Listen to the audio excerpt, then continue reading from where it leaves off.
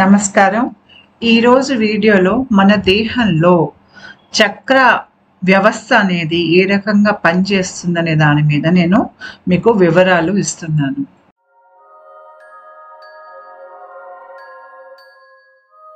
మనందరికీ మన దేహంలో చక్రాలు ఉంటాయన్న సంగతి తెలుసు. ముఖ్యంగా మనకి దేహం లోపల ముఖ్యమైనటువంటి 6 చక్రాలు మూలాధారం, స్వాదిష్టానం, మణిపురం, అనాహతం, విశుద్ధి, ఆజ్ఞా చక్రం. తర్వాత పైన మనకి సహస్రార చక్రం అనేది ఉంటుంది. ఈ చక్రం అంటే ఏమిటి అంటే ఇది శక్తి ఒక కేంద్రం. మీకు చక్రంలో మధ్యలో కేంద్ర భాగం ఉంటుంది. మీకు అది చక్రాలో బిందువు అనేది ఉంటుంది, అది దాని కేంద్రం. అది కాకుండా దాని దళాలు అనేవి దాని నుంచి బయటికి వెలువడేటువంటి శక్తి మనకి దళాల రూపంలో కనిపిస్తుంది. దీన్ని మనం పెరిఫెరీ అనొచ్చు, అంటే బయట భాగం. మనకి ఆధ్యాత్మిక జాగృతి జరగకపోతే మనకి అసలు ఈ చక్రాలు మన దేహంలో ఉన్నాయన్న సంగతి మనకి తెలియదు.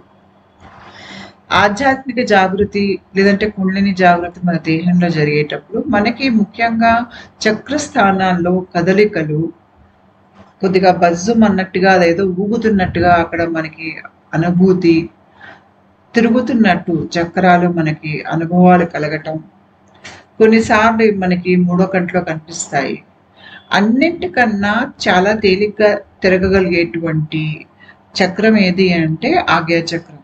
ఆజ్ఞా చక్రం దాని ఫ్రీక్వెన్సీ అనేది చాలా ఎక్కువ. దాంట్లో కర్మ తాలూకు ముద్రలు కానీ, కర్మ తాలూకు బరువు కానీ దాంట్లో అంతగా ఉండదు. దాని మూలంగా ఇది చాలా తేలిగ్గా త్వరగా తిరుగుతుంది. అందరిలోనూ మూలాధార చక్రం తిరగటమే చాలా చాలా కష్టం. ఎందుకంటే అది కర్మతో నిండిపోయి ఉంటుంది.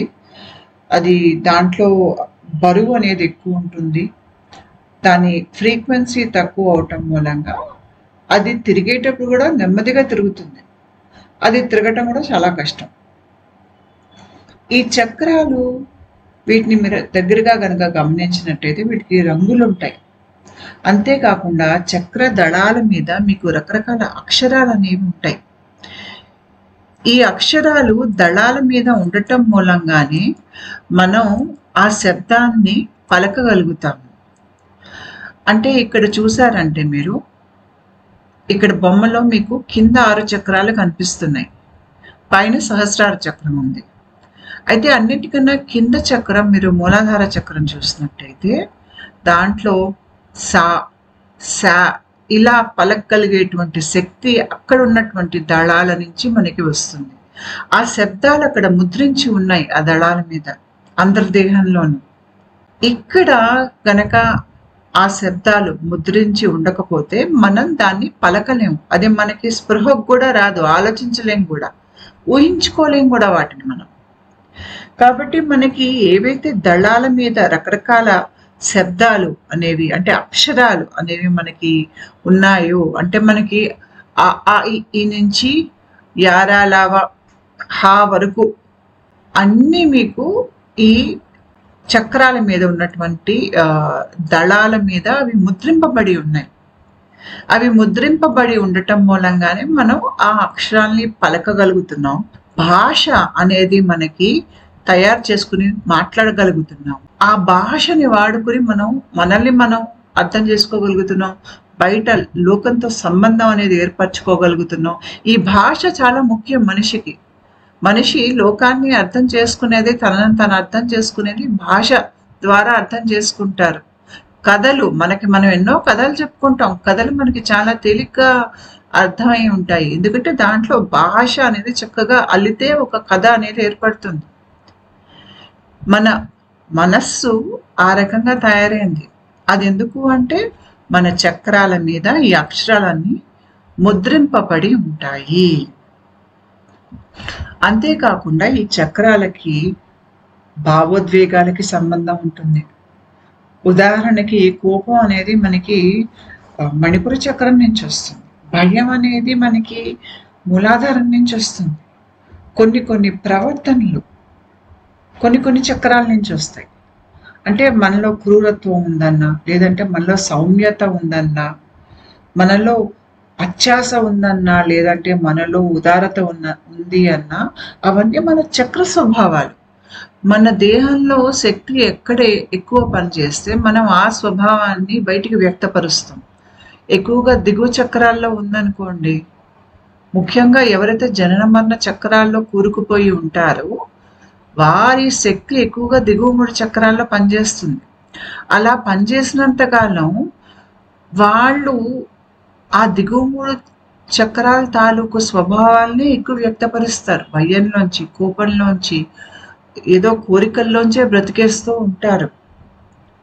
వాళ్ళల్లో కోపం క్రమేపీ పగగా మారుతుంది. ఆశ అనేది వాళ్ళని ప్రలోభపెడుతుంది.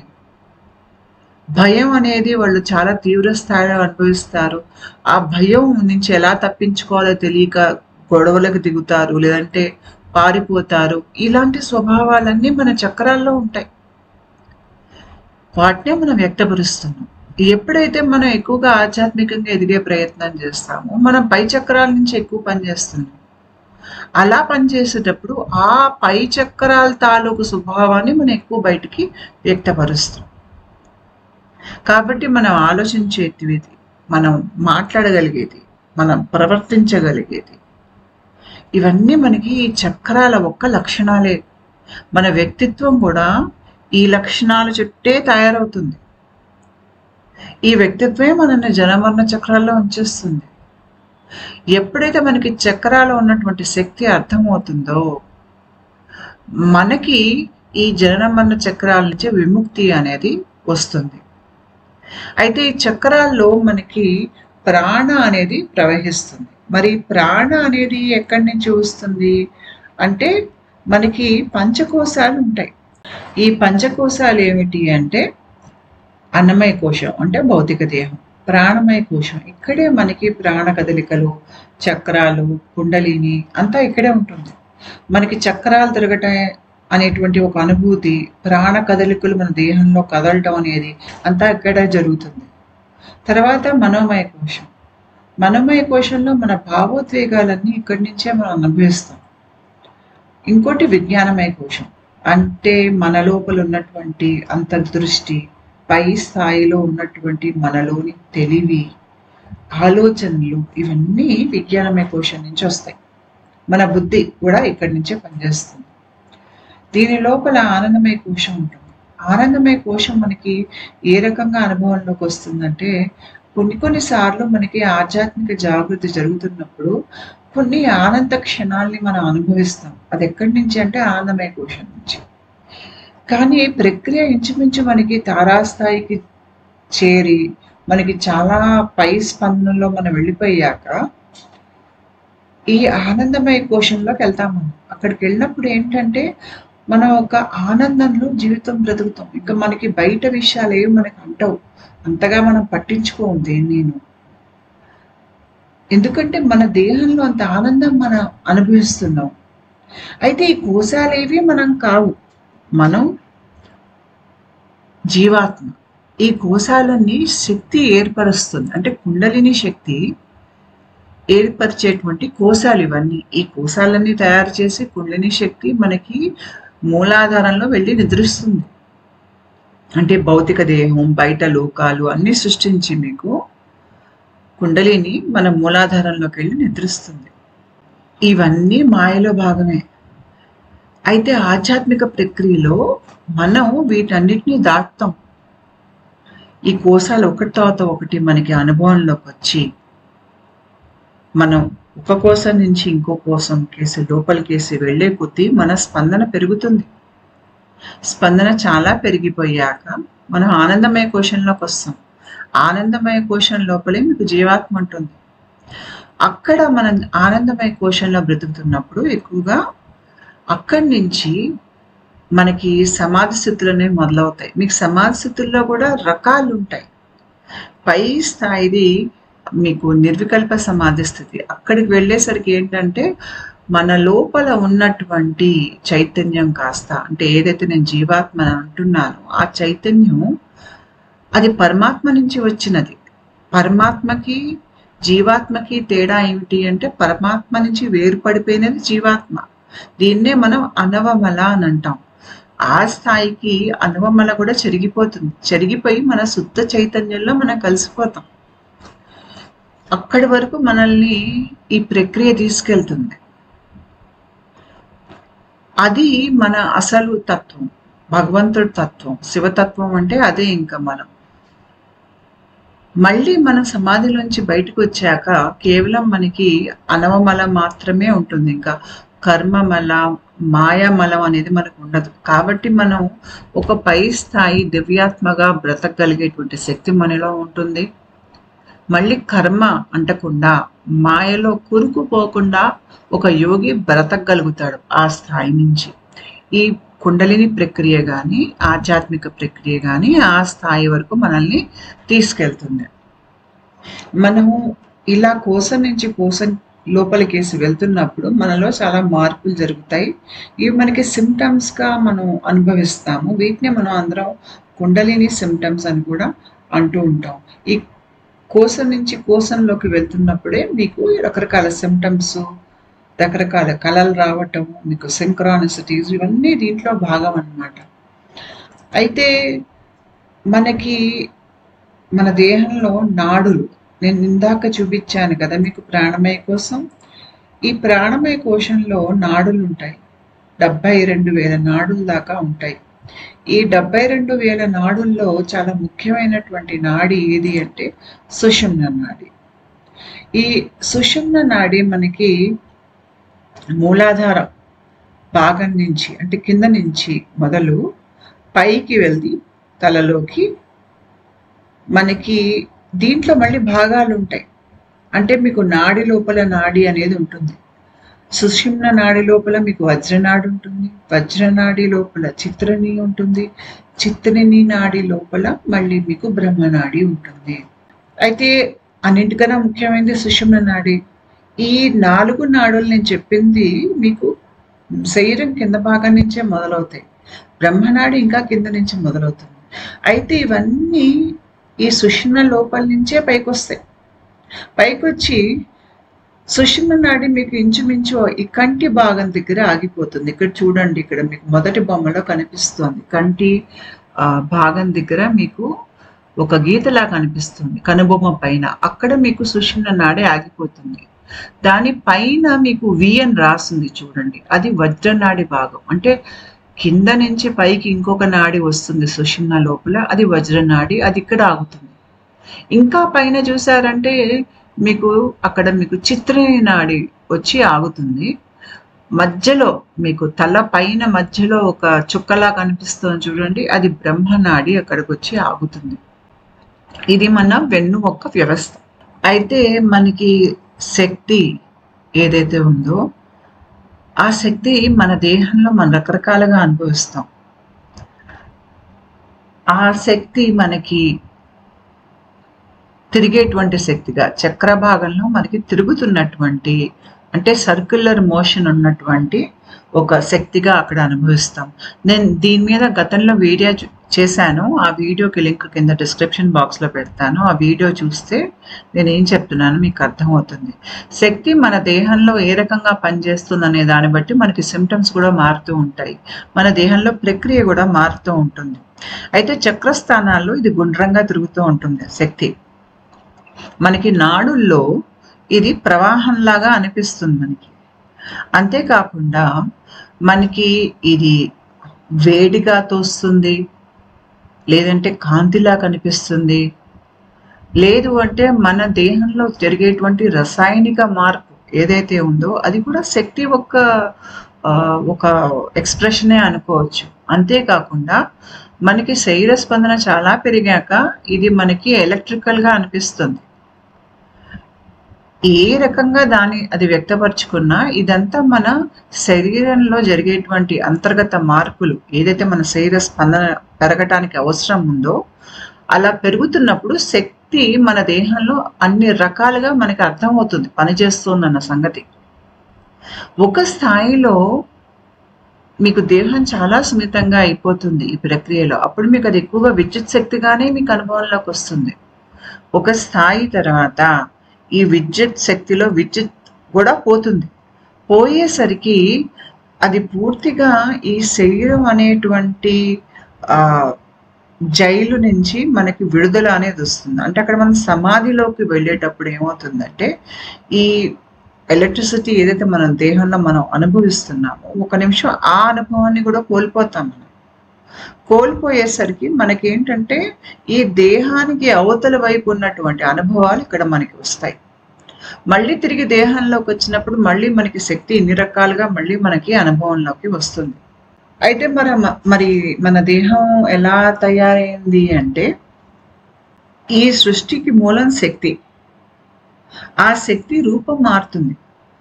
రూపం మారుతున్నప్పుడు మనకి రకరకాల కోశాలు అనేవి తయారవుతాయి. ఈ కోశాలు తయారయ్యేటప్పుడు పంచభూతాలు అనేవి తయారవుతాయి. అంటే పృథ్వీతత్వం, జలతత్వం, వాయుతత్వం, అగ్నితత్వం, ఆకాశతత్వం. ఈ పంచభూతాలు తర్వాత ప్రాణ ఇవన్నీ కలగలిసి మన దేహం అనేది నిర్మాణం అవుతుంది. మనం దేహం పనిచేసే విధానం కూడా దీనికి అనుసారంగానే జరుగుతుంది. దేహం ప్రక్రియ మనం మామూలుగా బ్రతుకున్నప్పుడు మనకు అన్నం జీర్ణించుకోవటం కానీ మనం పనులు చేయటం కానీ ఇలా చేస్తున్నప్పుడు లోపల శక్తి ఒక్క మార్పుల మూలంగానే మనం అన్ని చేయగలుగుతున్నాం. చనిపోవటం కానీ తిరిగి మళ్ళీ ప్రాణం పోసుకుని ఇంకో చోట రావటం కానీ ఇదంతా శక్తి ఒక మార్పులే. ఉదాహరణకి ఇక్కడ ప్రాణమయ కోశంలో మనకి పంచ మహావాయువులు ఉంటాయి. అంటే ఉదానవాయువు, సమానవాయువు, వ్యానవాయువు, ప్రాణవాయువు, అపానవాయువు. ఇవి కాకుండా ఇంకా చిన్న వాయువులు కూడా ఉంటాయి. మనం ఎందుకు బ్రతుకున్నాము అంటే ఈ పంచమహావాయువులు అక్కడ పనిచేస్తున్నందుకు మనం ఈ భౌతిక దేహంలోంచి మనల్ని మనం వ్యక్తపరచుకోగలుగుతున్నాం. కొంతమందికి అవుట్ ఆఫ్ బాడీ ఎక్స్పీరియన్స్ జరుగుతుంది. అంటే దేహం నుంచి బయటకు వచ్చేస్తారు. అలా బయటకు వచ్చేసరికి వాళ్ళకి ఏం కనిపిస్తుందంటే వాళ్ళ భౌతిక దేహం మంచం మీద పడుకున్నట్టుగా వాళ్ళకి కనిపిస్తుంది. కానీ మరి భౌతిక దేహం ప్రాణం కోల్పోయిందా ఇక్కడ అంటే ప్రాణం కోల్పోదు. ఎందుకు కోల్పోదు అంటే మనం దేహంలోంచి బయటకు వచ్చిన ఆ దేహంలో భౌతిక దేహంలో ప్రాణాలు ఇంకా కదులుతున్నాయి. ఆ పంచ ప్రాణాలు ఏవైతే ఉన్నాయో అక్కడ ఉన్నాయి ఇంకా ప్రాణాలు. ఆ ప్రాణాలు ఆ దేహాన్ని రక్షిస్తున్నాయి. కొంతకాలం రక్షిస్తాయి అవి. అప్పుడు మనం దేహంలోంచి బయటకు వచ్చినప్పుడు ఆ లోపల ఉన్న 3 కోశాలతో బయటకు వస్తాం. వచ్చేసరికి కొంతసేపు తర్వాత మళ్ళీ మనం తిరిగి దేహంలోకి వెళ్ళగలుగుతాం. వెళ్ళి మళ్ళీ మామూలుగా మనకి భౌతిక దేహంలోకి మళ్ళీ మనకి శక్తి అనేది వస్తుంది. మనం మళ్ళీ లేచి కూర్చుంటాం. ఇలా ఎందుకు చేయగలుగుతున్నాము అంటే మనం భూమి మీద పుట్టాక మనం అదనంగా ప్రాణమయ కోశం, అన్నమయ కోశం అనేది తీసుకుంటాం. మనిషి చనిపోయాడు అంటే అర్థం ఏంటంటే ఈ అన్నమయ కోశం, ప్రాణమయ కోశాన్ని వదిలేస్తారు. వదిలేసి మిగతా 3 కోశాలతో సూక్ష్మ లోకాలకు వెళ్ళిపోతారు. కాబట్టి నేను మరి ఈ కోశాల్లో ఏ కోశాన్ని అంటే మనం ఏ కోసము కాదు. మనం ఎక్కడ పనిచేస్తున్నాము, ఏ తలంలో ఉన్నాము, ఏ స్పందనలో ఉన్నాము దాన్ని బట్టి మనల్ని మనం వ్యక్తపరుచుకుంటాం. మనం వీటన్నింటికి మించి ఉన్నటువంటి జీవాత్మ. ఇవన్నీ మనకి సాధనాలు. రకరకాల స్థాయిల్లో ఈ సృష్టిని కానీ జీవాన్ని కానీ అనుభవించగలిగేటువంటి శక్తి మనకి కోశాల నుంచి వస్తుంది. కానీ ఇదేది మనం కాదు. మనకి కుండలిని ప్రక్రియలో ఆ ప్రక్రియ మొదలైనప్పుడు మనకి కొన్ని అనుభూతులు అంటే చక్రాలు తిరుగుతున్నటువంటి అనుభూతి మనకి శరీరం ముందు భాగంలోనూ వస్తుంది. శరీరం వెనక భాగం అంటే వీపు మీద కూడా మీకు చక్ర స్థానాల్లో చక్రాలు తిరుగుతున్నట్టుగా మీకు తెలుస్తుంది. అయితే ముందు మనకి చక్రాలు ఇలా ముందు వైపు వెనక వైపు తిరుగుతున్నట్టుగా అంటే రెండో బొమ్మ చూడండి అలా మనకి అనుభవంలోకి వస్తాయి. తర్వాత ఒక దశలో ఏమవుతుందంటే మీకు చక్రాలు పైకేసి తిరుగుతాయి. అంటే మనకి కుండలిని పాము బ్రహ్మనాడిలోంచి, బ్రహ్మనాడి ఏమిటి అనేది నేను చెప్తాను మీకు ఈ వీడియోలో. ముందు ఎలా కనిపిస్తుంది మనకి అది వెన్నులో అనేది కూడా నేను ఇప్పుడు చెప్తాను ఈ వీడియోలో. దాంట్లోంచి ఆ శక్తి ప్రవాహం పైకేసి వెళ్ళి ఒక ధారలాగా పైకేసి మూలాధారం నుంచి పైన మనకి సహస్రారం దాకా వెళ్ళినప్పుడు ఏమవుతుందంటే ఈ చక్రాలు అన్నీ పైకేసి తిరుగుతాయి. పైకేసి తిరిగి ఇప్పుడు తిన్నగా కింద దళాల నుంచి పైన సహస్రారానికి అవి కమ్యూనికేట్ చేస్తాయి అన్నమాట. ఇక్కడ ఏమవుతుందంటే మీకు సహస్ర చక్రంలో ఉన్నటువంటి దళాలకి, తర్వాత మీకు ప్రతి చక్ర స్థాయిలో ఉన్నటువంటి దళాలకి చక్కగా ఒక అనుబంధం అనేది ఏర్పడిపోతుంది. ఒక కమ్యూనికేషన్ అనేది బాగా పెరిగిపోతుంది. పెరిగిపోయేసరికి ఇప్పుడు ఈ మనిషికి ఏంటంటే దిగువ స్థాయి పశుతత్వపు ఆలోచనల కంటే కూడా పై స్థాయి దైవిక ఆలోచనల్ని స్వీకరించగలిగే శక్తి మనిషిలో పెరిగిపోతుంది. అందుకనే ఇక్కడి నుంచి మనిషికి ఒక దైవంతో అనుబంధం అనేది, పైనుంచి వచ్చేటువంటి సమాచారం, దైవిక సమాచారం, ఆ మనిషిలో దైవిక లక్షణాలు అనేవి మీకు ఇంకా బాగా కనిపించడం ఇక్కడి నుంచే మొదలవుతుంది. కాకపోతే కమలాలన్నీ పైకేసి తిరగటం అనేది మీకు ఈ కుండలిని ప్రక్రియ చాలా ముందుకు వెళ్ళాక మీకు ఇది తెలుస్తుంది. అయితే కుండలిని అన్ని కోశాలని సృష్టించి, అంటే పైనుంచి కిందకేసి వస్తుంది. ఎందుకంటే పై స్పందన నుంచి కింద స్పందనకేసి వస్తుంది. అలా సృష్టించుకుంటూ కిందకు వచ్చినప్పుడు మనకి ఏమవుతుందంటే రకరకాల స్థాయిల్లో మీకు చక్రాలు అనేవి ఏర్పడుతున్నాయి.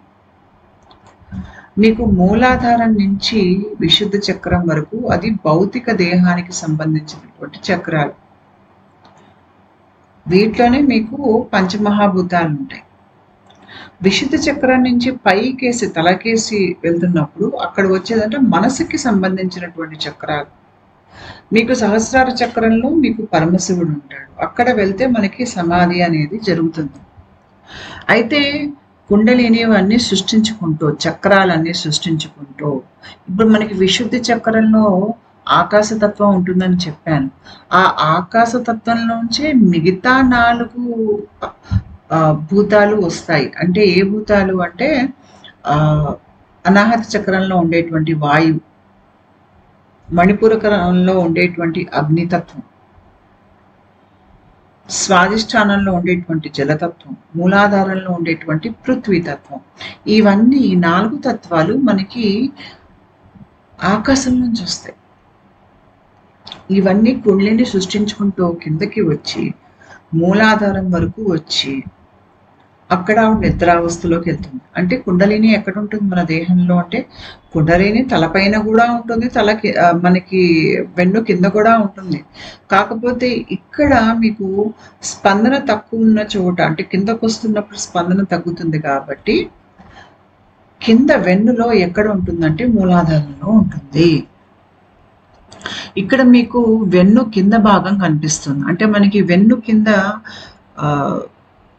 మూలాధారం దగ్గర మనకి వెన్ను ఎలా ఉంటుంది అది కనిపిస్తుంది. ఇక్కడ మీరు గనక దీన్ని చూశారు అంటే ఇది వెన్ను లోపల ఇక్కడ ఫైలం టర్మినేల్ అనే ఒక భాగం కనిపిస్తుంది. వెన్ను ఈ రకంగా కొద్దిగా పక్కకి వంగినట్టుగా ఇలా అవుతుంది. ఇక్కడ మనకి లోపల గ్రే మ్యాటర్ ఉంటుంది. ఈ గ్రే మ్యాటర్ కొంత దూరం వెళ్ళి అక్కడ ఉన్నట్టుండి అమాంతంగా ఆగిపోతుంది. అక్కడే ఫైలం టర్మినేల్ అని రాస్తుంది చూడండి. ఆ తర్వాత మీకు బయట ఎముకలా ఉన్న లోపల మీకు ఒక గ్రే మ్యాటరు తర్వాత వైట్ బ్రెయిన్ మ్యాటర్ 2 ఉంటాయి అక్కడ. ఆ కింద వంకీలా తిరుగుతోంది చూడండి ఆ భాగంలో. అక్కడ మీకు సన్నగా తీగలా కనిపిస్తోంది చూడండి, దాన్ని మనం బ్రహ్మనాడి అనొచ్చు. ఈ బ్రహ్మనాడి మీకు దీంట్లోంచే మన వెన్ను కానీ మన మెదడు కానీ దీంట్లోంచే తయారవుతాయి. ఆ కింద వంకి తిరిగి ఉన్నటువంటి ఒక భాగం ఉంది చూడండి, ఆకర్ణ కొస, అదే మన సూక్ష్మ శరీరంలో లేదంటే మన ప్రాణమయ కోశంలో ఇదే మనకి బ్రహ్మనాడి. అయితే ఇక్కడ మనకి మూలాధార చక్రం ఉంటుంది. ఇక్కడే మనకి కుండలిని 3.5 చుట్లు చుట్టుకుని నిద్రావస్థలో ఉంటుంది. కుండలిని నిద్రావస్థలో ఉన్నంత కాలం మనిషికి తన లోపల ఉన్నటువంటి శక్తి తనకి తెలియదు.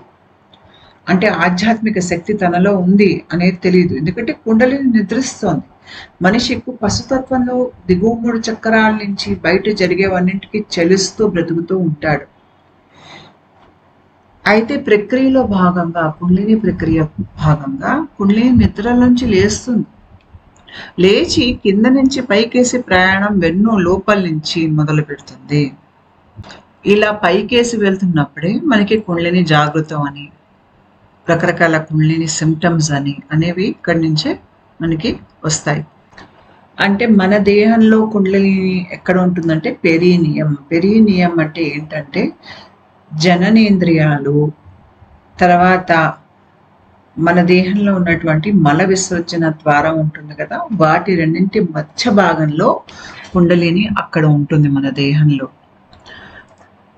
అయితే నేను ఇందాక బ్రహ్మనాడి అని మీకు చూపించా కదా, ఇక్కడ చూడండి వెన్ను కింద భాగం మీకు ఏదైతే ఆకరణ వస్తుందో దాంట్లోంచి మనకి ఈ ఖాళీ భాగంలోంచి మనకి స్పైనల్ కార్డ్ అని కానీ మెదడు కానీ ఇక్కడి నుంచే తయారవుతుంది మనకి. అయితే ఈ బ్రహ్మనాడి మనకి మన వెన్ను తీసుకుని ఆ వెన్నుని మనం ఒక ముక్కలా కోసామనుకోండి, అడ్డంగా కోస్తే ఇలా ఉంటుంది చూడటానికి. ఇక్కడ మీకు సీతాకోక చిలుక ఆకారంలో ఉన్నదంతా గ్రే మ్యాటర్. ఈ గ్రే మ్యాటర్ మనకి ఎక్కువగా చక్రస్థానాలు, ఇప్పుడు మనకి వెన్నులో ఎక్కడెక్కడైతే చక్రాలు ఉన్నాయో అక్కడ మనకి ఈ గ్రే మ్యాటర్ చాలా ఎక్కువగా ఉంటుంది. ఎందుకంటే అక్కడ శక్తి కేంద్రం కాబట్టి. అది మీకు మధ్యలో చుక్క కనిపిస్తుంది చూడండి చీకటిగా, నేను ఇక్కడ ఒక యారో కూడా పెట్టాను. అది ఏమిటి అంటే అది మన బ్రహ్మనాడి. ఏదైతే నేను మీకు ఇక్కడ కుడి పక్కన బొమ్మలో చూడండి, ఇది మన సూక్ష్మ స్థాయిలో ఇది మన వెన్ను అంటే సుషుమ్న నాడి. సుషుమ్న నాడి లోపల మీకు వజ్రనాడి ఉంటుంది, వజ్ర లోపల చిత్రణి ఉంటుంది, చిత్రణి లోపల బ్రహ్మనాడి ఉంటుంది. అయితే ఈ బ్రహ్మనాడి పైకి వచ్చి అవుతుంది చూడండి లోపల నుంచి, అదే ఇక్కడ మీకు మన వెన్నులో కనిపించేటువంటి ఈ సీతాకోక చిలుక ఆకారంలో మధ్యలో చుక్కొంది చూడండి, అదే మీ బ్రహ్మనాడి స్థానము. ఈ ఖాళీ మీకు వెన్నంతా ఉంటుంది కింద నుంచి పై వరకు. అయితే మన వెన్ను చుట్టూ వెన్నుని సంరక్షిస్తూ కాపాడుతూ అక్కడికి విటమిన్స్ మినరల్స్ పంపిస్తూ అక్కడ ఉన్నటువంటి విసర్జించినటువంటి ఆ పదార్థాలని తీసుకుని వాటిని సరైన విధానంలో శరీరం నుంచి బయటికి విడుదల చేస్తూ సెరెబ్రోస్పైనల్ ఫ్లూయిడ్ అనేది ఉంటుంది. ఈ నీరు మన మెదడు చుట్టూ వెన్ను చుట్టూ ఉంటుంది. ఇదే మనకి ఆధ్యాత్మిక జాగృతి జరిగినప్పుడు ఇదే మనకి దీంట్లో విద్యుత్ శక్తి పెరుగుతుంది, అయనైజేషన్ ఎక్కువ అవుతుంది. అయ్యి మనకి తల లోపల కారుతున్నటువంటి సిమ్టమ్స్ ఉంటాయి చూడండి, అది ఈ సెరెబ్రోస్పైనల్ ఫ్లూయిడ్. దీని ఒక పని ఉంటుంది మన ప్రక్రియలో. అది ఏంటి అనేది కూడా నేను వీడియో చేశాను, దానికి కూడా లింక్ నేను కింద డిస్క్రిప్షన్ బాక్స్లో పెడతాను. అయితే మీరు మన వెన్ను కనుక చూసారంటే అది ఎలా తయారైంది అంటే ఇక్కడ చూడండి, ఈ మధ్యలో ఉన్నది సుషుమ్న నాడి. ఎర్రగా కింద నుంచి పైకి యారో వెళ్తాం చూడండి, సుషుమ్న నాడి. కింద మూలాధారం ఉంది, తర్వాత స్వాధిష్టానం, మణిపురం, అనాహతం, విశుద్ధి, ఆజ్ఞ, పైన సహస్రార చక్రం. అయితే మీకు ఈ మధ్య వెన్ను చుట్టూ మీకు 2 పాయలుగా శక్తి తిరుగుతోంది, జంట పాముల్లాగా పైకి వెళ్తున్నాయి. కుడివైపు ఉన్నది పింగళా నాడి, ఎడం వైపు ఉన్నది ఇడా నాడి. ఈ పింగళ నాడిలోంచి ప్రవహించేటువంటి ప్రవాహం అది మన భౌతిక దేహాన్ని నడిపిస్తుంది. ఆ ప్రవాహం ఇడా నాడిలోంచి ప్రవహించేటువంటి ప్రవాహం మన మనస్సు ఎలా పనిచేస్తుంది అనేది ఈ ప్రవాహం బట్టి ఉంటుంది. అయితే ఎక్కడెక్కడైతే మీకు వెన్ను మీద ఈ 2 ప్రవాహాలు కలుస్తున్నాయో అక్కడ మీకు చక్ర అనేది ఏర్పడుతుంది. ఈ చక్ర అనేది శక్తి కేంద్రం. దీంట్లోంచి ఇప్పుడు బావిలోంచి నీళ్లు ఊరినట్టుగా చక్రస్థానంలో చక్రాలోంచి కూడా బయటికి ప్రాణ అనేది ఊరుతుంది. అదే కిందకి పైకి కదులుతున్నప్పుడు మీకు రకరకాల నాడుల్లోంచి ప్రవాహం అనేది మీకు చాలా ఎక్కువగా అనుభవంలోకి వస్తుంది. ఎవరిలో అయితే ఆధ్యాత్మిక జాగృతి జరగలేదో వాళ్ళలో ఈ ప్రవాహం వాళ్ళకి చాలా సన్నగా తోస్తుంది. తెలియదు కూడా ఉందని కూడా మన దేహంలో. ఇది మనలో స్పందన పెరిగే కొద్దీ మన లోపల ఉన్న కోశాలు మనకి అనుభవంలోకి వచ్చే కొద్దీ దాంట్లో ప్రవాహం కూడా పెరుగుతుంది. పెరిగేసరికి మనకు అర్థమవుతుంది మన దేహంలో ఈ ప్రవాహాలు అవుతున్నాయి అనేది మనకు అర్థమవుతుంది. అయితే ఒక స్థాయిలో ఈ ప్రవాహం చాలా చక్కగా జోరుగా అలాగా అవుతున్నప్పుడు మన దేహంలో చాలా ఎక్కువగా మార్పులు జరగటం, చాలా త్వరగా ఆధ్యాత్మికంగా ఎదగటం అనేది జరుగుతుంది మనకి. నేను ఇందాక చెప్పాను కదా, మనకి చక్రాలన్నీ వెన్ను మీదే. అంటే వెన్ను అంటే భౌతిక వెన్ను కాదు, ఇది సూక్ష్మ స్థాయిలో ఉన్నటువంటి వెన్ను. దాని మీద చక్రాలు అనేవి ఏర్పడి ఉంటాయి. ఇక్కడ చూసారంటే మొదటి బొమ్మలో మీకు ఇక్కడ మణిపుర చక్రం కనిపిస్తుంది. ఇక్కడ గుండ్రంగా తిరిగినప్పుడు మణిపుర చక్రం నుంచి మీకు బయటికేసి మీకు శక్తి ప్రవాహం ఉంటుంది. కొన్నిసార్లు బయట నుంచి లోపలికేసి కూడా శక్తి ప్రవాహం ఉంటుంది. దీని మీద నేను వీడియో చేశాను, లింక్ కింద డిస్క్రిప్షన్ బాక్స్లో పెడతాను, చూడండి. అయితే కింద నుంచి పైకి వెళ్ళే కొద్దీ చక్ర ఒక రంగులు అనేవి మారిపోతూ ఉంటాయి. ఇంద్రధనస్సు 7 రంగులు మనకి చక్రాల్లో ఉంటాయి. కింద ఉండేటువంటి రంగులో మీకు ఫ్రీక్వెన్సీ తక్కువ ఉంటుంది. కింద చక్రాలు నెమ్మదిగా తిరుగుతాయి. పైకి వెళ్ళే కొద్దీ చక్రాలు వేగం పుంజుకుంటాయి. ఆజ్ఞా చక్రం అన్నిటికన్నా త్వరగా తిరిగేటువంటి చక్రం. ఇక్కడ చూడండి, కింద మీకు తెలుస్తుంది ఫ్రీక్వెన్సీ. ఆజ్ఞా చక్రం చాలా త్వరగా తిరుగుతుంది.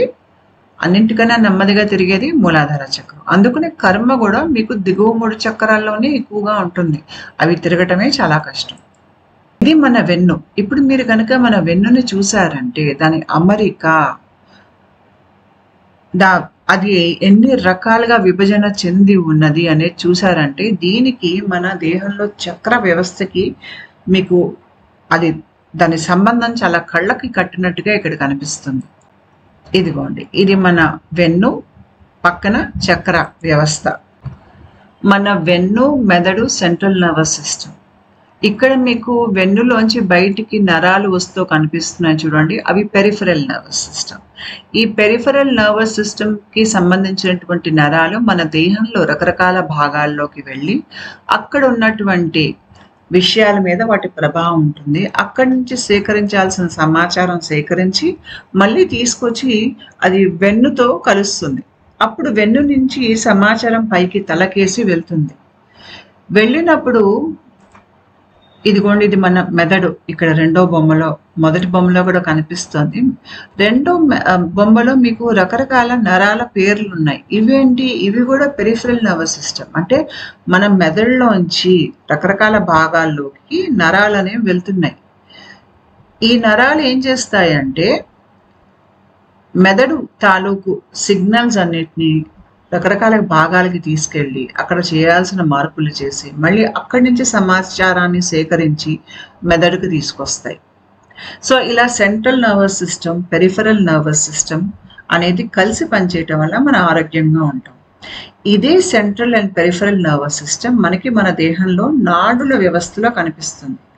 ఎలా అంటే ఈ సెంట్రల్ నర్వస్ సిస్టమ్కి సంబంధించి మనకి చక్రాలు అనేవి కనిపిస్తున్నాయి. మీకు ఆ చక్రాల్లోంచి బయటికి చూడండి, మనకి పాయలు పాయలుగా వస్తున్నాయి ప్రతి చోట. ఈ మొదటి బొమ్మలో చూసారంటే మనకి ఇక్కడ మణిపుర చక్రం, ఇక్కడ రెడ్ యారో పెట్టాను చూడండి, మణిపుర చక్రం. మణిపుర చక్రం నుంచి బయటికి మీకు చాలా నాడులు అనేవి వస్తున్నాయి. ఈ నాడుల్లోంచి శక్తి ప్రవాహం అనేది రకరకాల భాగాల్లోకి వెళ్తుంది. దాన్ని మనం మన భౌతిక దేహంతో పోలిస్తే, అంటే ఇక్కడ రెండో బొమ్మ చూడండి, ఇది మన స్పైనల్ కార్డ్. ఇక్కడ స్పైనల్ కార్డ్లో నేను అదే రెడ్ యారో ఇక్కడ పెడుతున్నా, అది మన మణిపుర చక్రం ఉండేటువంటి భాగం స్పైనల్ కార్డ్లో. సో మీరు గనక దగ్గరగా రెండో గమనిస్తే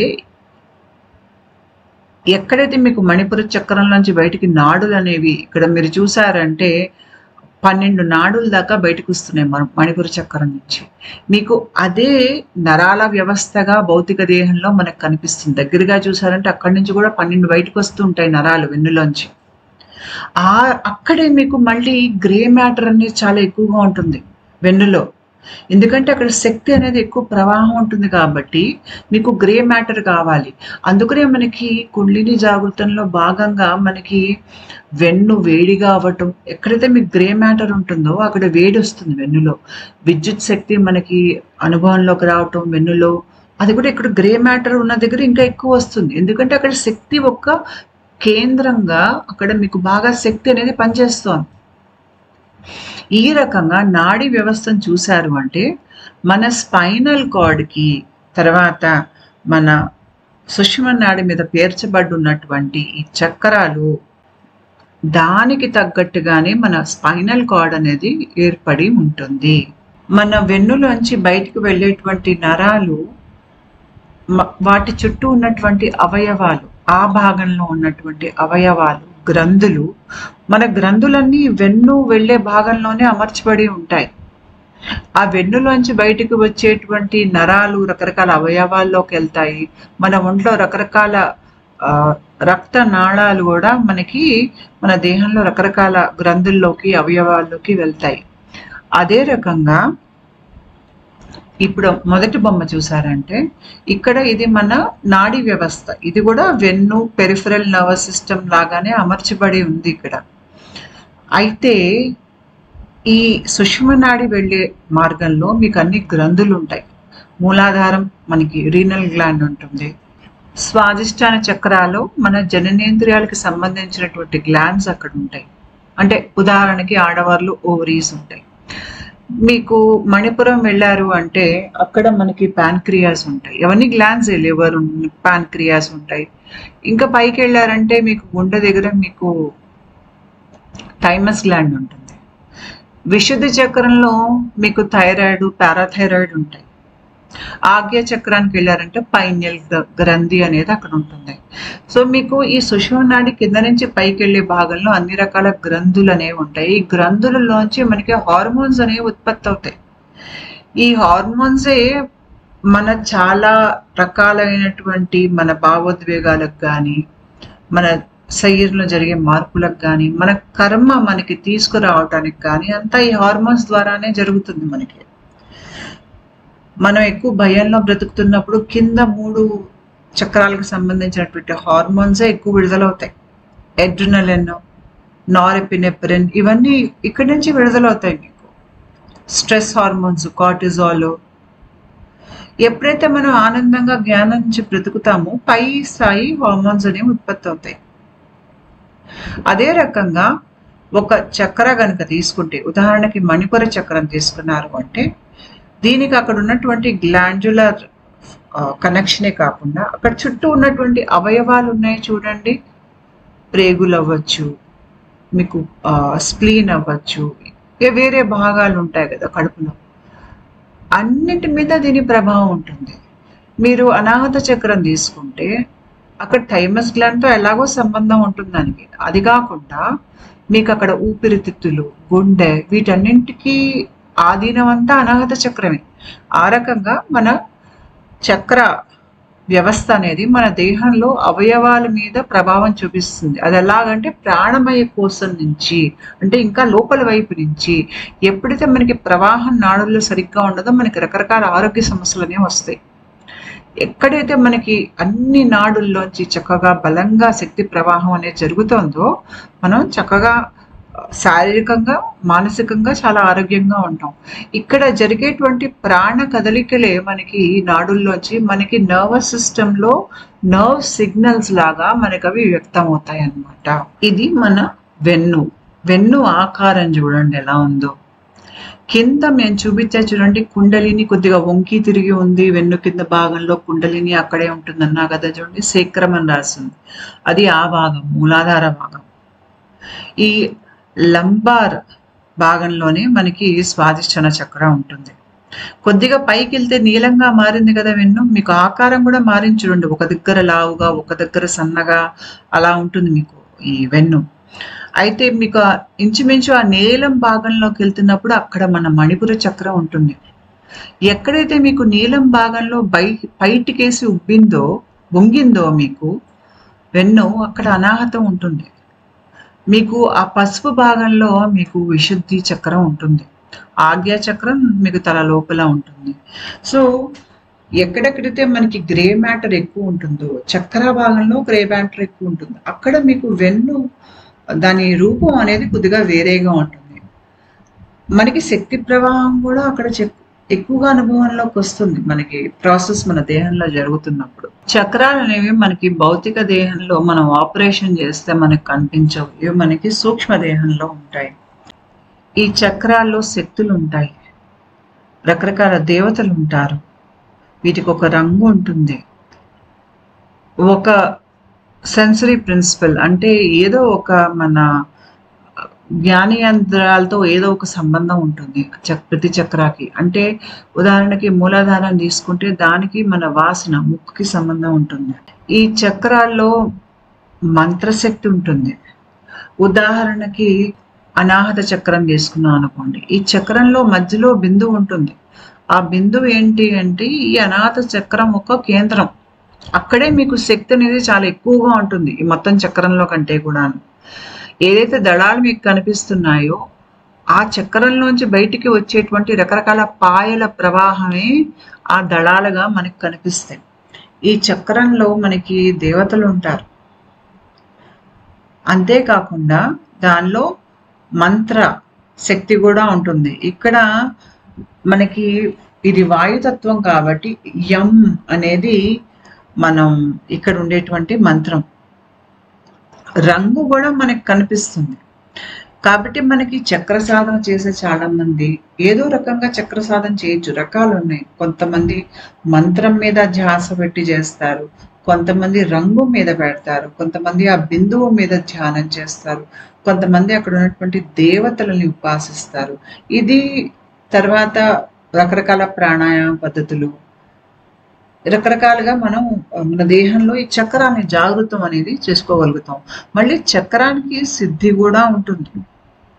ఈ చక్రం మన ప్రక్రియ జరుగుతున్నప్పుడు మన వెన్నులోంచి అంటే సుషుమ్న నుంచి పైకేసి ప్రవాహం వెళ్తున్నప్పుడు సుషుమ్న బయట వైపు నుంచి పైకేసి వెళ్ళినా కూడా మనకి ఏదో రకంగా ఈ చక్ర అనేది మనకు అనుభవంలోకి వస్తుంది. ఎంత శక్తి పెరుగుతోంది, ఎంత శక్తి సర్క్యులేట్ అవుతుంది అనే దాన్ని బట్టి మీకు ఒక్కొక్క స్థాయిలో ఈ చక్ర తాలూకు రహస్యాలు ఇంకా ఇంకా మీకు బహిర్గతం అవుతాయి. అంటే మన శరీర స్పందన పెరిగే మన దేహ నిర్మాణం కనుక చూసినట్టయితే, అంటే లోపల స్థాయి నుంచి మన ప్రాణమయ కోశం తర్వాత భౌతిక దేహం వరకు మీరు అన్ని దాన్ని ఏ రకంగా నిర్మితమై ఉన్నది అనేది గ్రహించినట్టయితే మన దేహం అనే దాని వెనక ఎంత ప్లానింగ్ అనేది మీకు కనిపిస్తుంది. శక్తి ఎన్ని రకాలుగా రూపాలు మారి పంచభూతాలుగా, ప్రాణశక్తిగా, మళ్ళీ ఏదైతే ఈ సృష్టికి మూలమైనటువంటి శక్తి ఉందో ఆ శక్తి రకరకాలుగా తనని వ్యక్తపరుచుకుంటూ ప్రతి స్థాయిలో ప్రాణమయ కోశానికి వచ్చేసరికి రకరకాలుగా దాన్ని నిర్మించి తర్వాత మనకి భౌతిక దేహం అనేది తయారు చేసి వెళ్ళి మూలాధారంలో నిద్రిస్తుంది. ఒక మామూలు మనిషికి ఇవేమీ అర్థం కావు.